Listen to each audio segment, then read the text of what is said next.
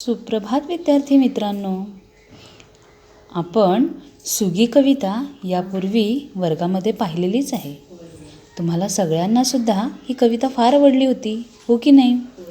जसं या कवितेमध्ये वर्णन केलेलं आहे थंडीचं वातावरण, तसंच काहीसं आत्ताही असलेलं आपल्याला दिसतं आहे, हो की नाही? आज आपण या कवितेचं विश्लेषण पाहणार नसून आपण या कवितेतील प्रश्नोत्तरांकडे जरा पाहणार आहोत. चला तर मग प्रश्नोत्तरांकडे वळूया. पहा तर इथं पहिला प्रश्न प्रकार आहे प्रश्न क्रमांक 1, एका वाक्यात उत्तरे लिहा. आता यापूर्वीही वर्गात याबद्दल आपली चर्चा करून झालेलीच आहे. एका वाक्यात उत्तर लिहा म्हणजे एका पूर्ण वाक्यात आपल्याला उत्तर लिहायचं आहे. पहा पहिला प्रश्न आहे, गाणे कोण गाऊ लागले? गाणे कोण गाऊ लागले? तर याचं उत्तर आपण कवितेमध्ये शोधूया. चला पाहूया कुठं आपल्याला प्रश्नामधले हे शब्द दिसत आहेत. ते गाणे कोण गाऊ लागले, हे बघा, पानातले पोपट गाऊ लागले गाणे. तर गाणं कोण गात आहे? पानातले पोपट गाणे गात आहेत, असं या प्रश्नाचं उत्तर आपण लिहिणार आहोत. तर पहा या प्रश्नाचं उत्तर आपण या पद्धतीने लिहिणार आहोत. गाणे कोण गाऊ लागले? पानातले पोपट गाणे गाऊ लागले. अशा पद्धतीने पूर्ण वाक्यात आपल्याला या प्रश्नाचं उत्तर लिहावं लागणार आहे. चला दुसऱ्या प्रश्नाकडे वळूया. पहा दुसरा प्रश्न आहे, चिंचेचे हातपाय कसे झाले आहेत? चिंचेचे हातपाय कसे झाले आहेत? कवितेमध्ये याचं उत्तर शोधूया आपण. पहा इथं चौथ्या कडव्यामध्येच आपल्याला उत्तर मिळतं आहे. पहा, चिंचेचे हातपाय काकडून झाले वाकडे. थंडी जास्त असल्या कारणाने जणू काही चिंचेचे हातपाय काकडून वाकडे झाले आहेत, असं काहीसं वर्णन या कवितेमध्ये आलेलं आपल्याला दिसतंय. तर चिंचेचे हातपाय कसे झाले आहेत या प्रश्नाचं उत्तर आपण कसं लिहिणार आहोत? चिंचेचे हातपाय काकडून वाकडे झाले आहेत, असं लिहिणार आहोत. तर पहा या दुसऱ्या प्रश्नाचं उत्तर, चिंचेचे हातपाय कसे झाले आहेत? चिंचेचे हातपाय काकडून वाकडे झाले आहेत. आणि पुढं पूर्णविराम देखील आपल्याला द्यायचा आहे. या पद्धतीने आपण दुसऱ्या प्रश्नाचं उत्तर लिहिणार आहोत. पहा तिसरा प्रश्न आहे, आकटी कधी पेटवतात? आता आकटी म्हणजे काय तर आपण पाहिलेलंच, आकटी म्हणजेच शेकोटी. तर या प्रश्नाचं उत्तर सर्वसाधारणपणे आपल्याला देखील माहिती आहे.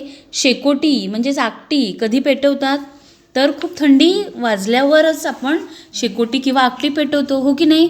ज्यावेळेला आपण शनिवारच्या सकाळच्या शाळेला येत होतो, अनेकदा आपण देखील या पद्धतीने शेकोटी केलेली तुम्ही देखील अनुभवलेला असालच. पहा या प्रश्नाचं उत्तर शोधण्यासाठी शेवटच्या कडव्यामध्ये थंडी आली पेटवा आकटी, शेका हातगार ही ओळ आपल्याला दिसते आहे. थंडी आली पेटवा आकटी. तर आकटी कधी पेटवतात? तर थंडी आल्यावर आकटी पेटवतात. अशा पद्धतीने आपल्याला या प्रश्नाचं उत्तर लिहावं लागणार आहे. तर या तिसऱ्या प्रश्नाचं उत्तर, आकटी कधी पेटवतात? थंडी आल्यावर आकटी पेटवतात. या पद्धतीने पूर्ण वाक्यात आपल्याला उत्तर लिहावं लागणार आहे. पुढं पूर्णविरामसुद्धा अगदी न चुकता आपल्याला द्यायचा आहे. या विरामचिन्हांचा उपयोग वेळोवेळी आपल्याला करायचाच आहे. चला तर पुढचा प्रश्न पाहूया. पहा चौथा आणि शेवटचा प्रश्न आहे, गार हात शेकता शेकता काय करायला सांगितले आहे? गार हात शेकता शेकता कवितेमध्ये कवीने काय करायला सांगितले आहे? तर पहा कवितेमध्येच याचं उत्तर आपल्याला मिळालेलं आहे. थंडी आली पेटवा आकटी, शेका हातगार, शेकता शेकता तोंडात टाका ओल्या शेंगा 4. तर गार हात शेकता शेकता काय करायला सांगितलं आहे या प्रश्नाचं उत्तर आपल्याला इथं मिळतं आहे शेवटच्या कडव्यामध्ये. हात शेकता शेकता ओल्या शेंगा खायला सांगितलेलं आहे. तर अशा पद्धतीने पहा चौथ्या प्रश्नाचं उत्तर काय असणार आहे? गार हात शेकता शेकता काय करायला सांगितले आहे? गार हात शेकता शेकता ओल्या शेंगा खायला सांगितल्या आहेत. आणि त्याच्यानंतर पूर्णविरामसुद्धा द्यायचा आहे. चला पुढचा प्रश्न प्रकार पाहूयात. प्रश्न 2 पहा. प्रश्न क्रमांक 2. थंडीमुळे कोणाला काय झाले ते लिहा. वळणावरचे झाड. थंडीमुळे काय झाले वळणावरच्या झाडाला? पाहूया कवितेमध्ये. पहा, वळणावरचे झाड थर कापू लागले. थंडीमुळे जणू काही झाडसुद्धा थर कापायला लागलेलं आहे, कुडकुडायला लागलेलं आहे अशी कल्पना केलेली आहे. थंडीमुळे वळणावरचे झाड थर कापू लागले आहे असं या प्रश्नाचं उत्तर असणार आहे.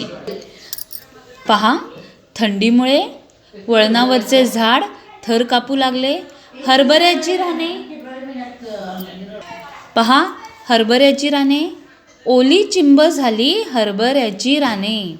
थंडीच्या दिवसामध्ये दवबिंदूंमुळे आपण पाहतो की सकाळी सकाळी पहाटे पहाटे विशेषतः सगळीकडे ओलसर झालेलं आपल्याला दिसून येतं. तशा पद्धतीने हरभऱ्याची रानेसुद्धा ओली चिंब झालेली आहेत.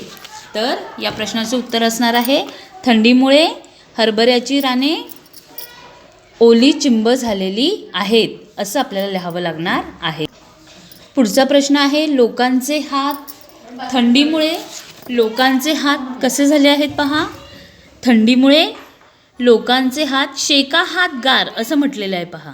थंडीमुळे लोकांचे हात कसे झालेले आहेत तर गार झालेले आहेत असं आपल्याला कविता वाचल्यावर समजतं. तर मग या प्रश्नाचं उत्तर आपण कसं लिहिणार आहोत. लोकांचे हात गार झालेले आहेत. गार झाले आहेत. आणि त्याच्यानंतर पूर्णविराम. अशा पद्धतीने आपण आता पाहिलं प्रश्न क्रमांक 1 एका वाक्यात उत्तरं लिहा. प्रश्न क्रमांक 2 थंडीमुळे कोणाला काय झाले आहे. त्याच्यानंतरचा आहे पहा प्रश्न क्रमांक 3 आहे जोड्या लावा. खट्टे मिठ्ठे. काय आहे खट्टे मिठ्ठे. बोरे शेंगा पेरू. तर खट्टे मिठ्ठे पेरू जागोजाग लोंबले. पहा अशा अर्थाची ओळ कवितेमध्ये आहे पहा. खट्टे मिठ्ठे पेरू. तर खट्टे मिठ्ठे पेरू. काट्यातून लगडले गाभुळले आकडे. असंच आहे वर्णन होय की नाही. काट्यातून लगडले बोरे सातखंडी. काट्यातून लगडली बोरे सातखंडी. तर त्या प्रश्नाचं उत्तर काय आहे. जोडी कुठे लागणार आहे. काट्यातून लगडलेली बोरे. शेकटीभोवती खाल्ल्या जाणाऱ्या. काय तर पहा शेकता शेकता तोंडात टाका ओल्या शेंगा चार. तर शेकता शेकता शेकोटीभोवती खाल्ल्या जाणाऱ्या शेंगा. अशा पद्धतीने या प्रश्नांचं उत्तर असणार आहे. प्रश्न क्रमांक 4 आहे काटेरी झाडांची नावं लिहा. तर काटेरी झाडांची नावं आपल्याला बरीच माहिती आहे. त्याच्यामध्ये बाभूळ एक आहे. आणखीन कोणतं आहे सांगा आता तुम्ही.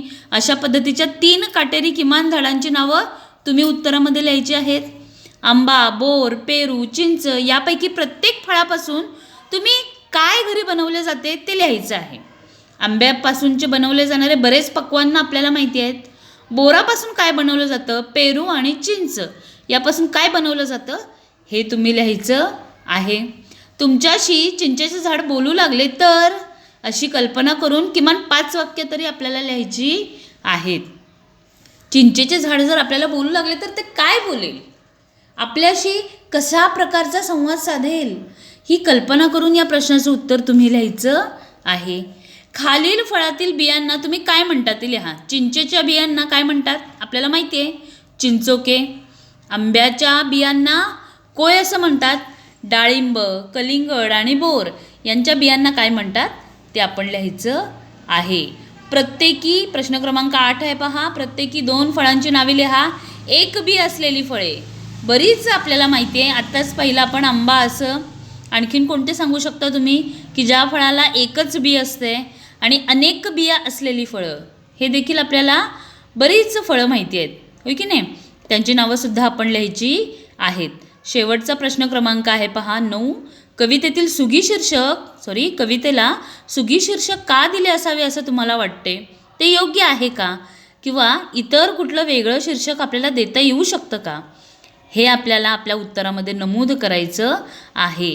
तर सुगी शीर्षक का दिलेलं आहे तर सुगी या शब्दाचा अर्थ कवितेच्या विश्लेषणाच्या वेळेलाच मी तुम्हाला सांगितलेला होता. ज्या वेळेला शेतामधलं धान्य पिकून तयार होतं आणि अगदी घरी येण्याच्या वेळेला त्या स्थितीला, त्या वेळेला सुगी असं म्हटलं जातं. पहा, की ज्या वेळेला धान्य अगदी पिकून, शेतं पिकून तयार आहेत, अशी वेळ म्हणजे सुगी. बरोबर आहे की नाही? मग अशाच पद्धतीचं वर्णन आपल्याला कवितेमध्ये आढळतं. त्यामुळे कवितेला सुगी हे शीर्षक म्हणजे नाव दिलेलं आहे. पहा, खाली काही ओळी आपल्याला वाचण्यासाठी दिलेल्या आहेत. वृक्ष आपले मित्र आहेत, ते आपल्याला फळे, फुले, सावली देतात. त्यांची काळजी घेणे व रक्षण करणे हे आपले कर्तव्य आहे. बरोबर आहे की नाही? आपल्याकडे एक खूप छान अभंगसुद्धा प्रसिद्ध आहे. वृक्षवल्ली आम्हा सोयरे वनचरे. वृक्ष किंवा या झाडांच्या शिवाय आपण जगूही शकत नाही. इतकी ती आपल्या जवळची आहेत, इतकी ती आपल्याला घट्ट त्यांच्याशी आपलं नातं जुळलेलं आहे. परिसर या विषयातून, विज्ञानाच्या दृष्टिकोनातून देखील आपण हे पाहिलंच, की अगदी या हिरवळीशिवाय, वनस्पतींशिवाय आपण जगू शकत नाही. बरोबर आहे की नाही? आणि याच्यासाठी एक उपक्रम देखील तुम्हाला याच पद्धतीचा दिला आहे. झाडे लावा, झाडे जगवा यांसारखी घोषवाक्य मिळवा आणि संग्रह करा. अशी 5 घोषवाक्य लिहून तुम्ही नेहमीप्रमाणे आपल्या ग्रुपला पाठवायची आहेत. तर पहा बाळांनो, आज आपण पाहिलं सुगी या कवितेतील प्रश्नोत्तरांविषयी चर्चा केली. त्याचा स्वाध्याय, एका वाक्यात प्रश्नांची उत्तरे लिहा, प्रकारचे प्रश्न कशा पद्धतीने लिहायचे आहेत हे आपण पाहिलं. चला तर आज आपण इथं थांबूया. धन्यवाद.